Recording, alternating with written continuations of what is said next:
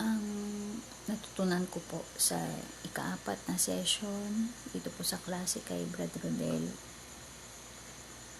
ang The Minister at The Ministry ay tungkol po doon sa paraan upang maka-acquire tayo ng Espiritu. At isang paraan upang maka-acquire po tayo ng Espiritu ay yung salita ng Diyos o ni Kristo. Sapagkat sinasabi ng Biblia, ang salita ng Diyos o salita ni Kristo ay pawang espiritu at pawang buhay. At sabi po ni Brad Eli, tulad ng binanggit ni Brad Rodel, na pag na-acquire mo ang salita ng Diyos, makaka-acquire ka ng espiritu. Ni-recap din po niya kanina o nung session na ito ang pagiging uliran ng isang lingkod ng Diyos o ng isang servant. Madami itong nasasaklaw at isa doon ay yung pagsasalita. Binanggit po niya doon sa pagsasalita na kung ano ang sinabi ng Pangulong tagapagsalita, doon tayo kukuha o kopya. Kumbaga sa kusina, meron tayong chef at tayo naman ay mga tagapagdala lamang nung niluto ng chef. At isa po dito sa issue na tinalakay din ay yung tungkol sa pagsasalita ng mga babae. Okay? Kasi mababasa po natin sa Biblia na may aral tungkol sa mga babae. Sabi po sa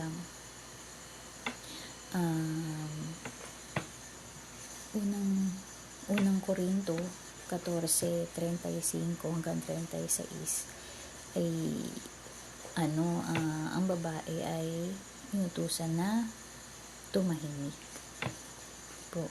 Wala silang kapahintulutan na magsalita kundi sila ay pasakop.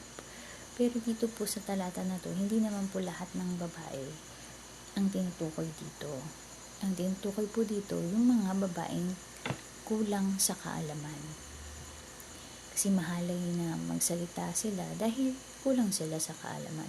Pero hindi po ibig sabihin na ikaw ay bawa tatanungin tayo na ibig sabihin kompleto ka na sa kaalaman. Hindi po. Meron ng mga apostol na kahit nakarating na sa langit meron pa rin silang hindi alam. Ang mga babae kaya naman po nagsasalita, mga manggagawa nating babae, mga servant nating babae ay upang manghula. Ang babae pwede pong manghula, yun. Sabi sa unang Korinto 11:4 hanggang 5. Ano ba ang ibig sabihin ng panghula? Mababasa natin yan sa unang Korinto 14:3. Ang nanguhula ay sa ikapangangaral, sa ikatitibay at sa ikaaaliw. Yan po yung sabi ng Biblia. Ang bawal sa kapatid na babae o sa servant na babae ay ang magturo o magkaroon ng pamumuno sa lalaki. Sapagkat ang priority talaga ng paglalang ay yung lalaki. Unang nilalang si Adan, pagkatapos ay si Eva. Kaya ito po yung nire-resolve na issue natin noong nakaraang pag-aaral. Yung tungkol po doon sa mga servant na babae. Ayun po. Salamat sa Diyos.